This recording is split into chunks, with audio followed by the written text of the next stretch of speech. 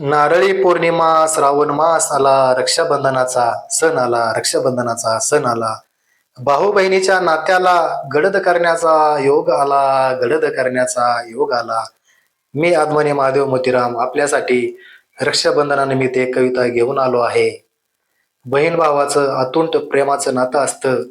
बहीण भावाला काय म्हणते या कवितेतून मी आपणासमोर सादर करणार आहे. लग्नाआधी फार चांगला होतास भाऊराया, लग्नाआधी फार चांगला होतास भाऊराया.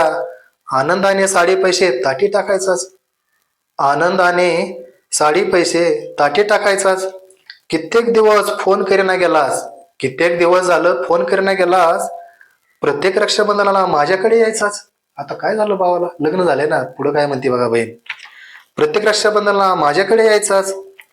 दोघांच्याही शाळेचा खर्च जास्त होता. परिस्थिती गरीब होती. बहीण भावाला काय म्हणते बघा. दोघांच्याही शाळेचा खर्च जास्त होता. आईवडिलांना तो झेपत नव्हता, आईवडिलांना तो झेपत नव्हता. मी म्हणाले आईला शाळा नको मला. पुढचं वळ खूप मार्मिक आहे, लक्ष देऊ नका. मी म्हणाले आईला शाळा नको मला. भाऊ हुशार आहे जास्त शिकव त्याला, भाऊ हुशार आहे जास्त शिकव त्याला. तुझ्यासाठी मी शिकले नाही शाळा. खूप महत्वाची ओळ आहे, लक्ष देऊ नका. तुझ्यासाठी मी शिकले नाही शाळा. अडाणीपणाचा मी डाव खेळला, अडाणीपणाचा मी डाव खेळला. शाळेमध्ये शिकत असताना बहीण खूप हुशार असते, पण आईवडिलांना परिस्थिती गरीब असल्यामुळे खर्च झेपत नाही, त्याच्यामुळे बहीण येडेपणाचं सोंग घेते, अडाणीपणाचं सोंग घेते.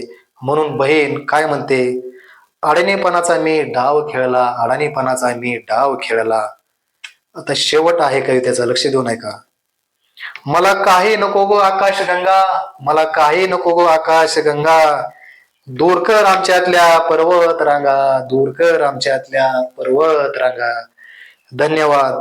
माझ्या युट्यूब चॅनलवरती तुम्हाला मोटिवेशनल कविता, मोटिवेशनल सुविचार, मोटिवेशनल कथा, मोटिवेशनल शायरी आपल्याला ऐकायला मिळणार आहेत.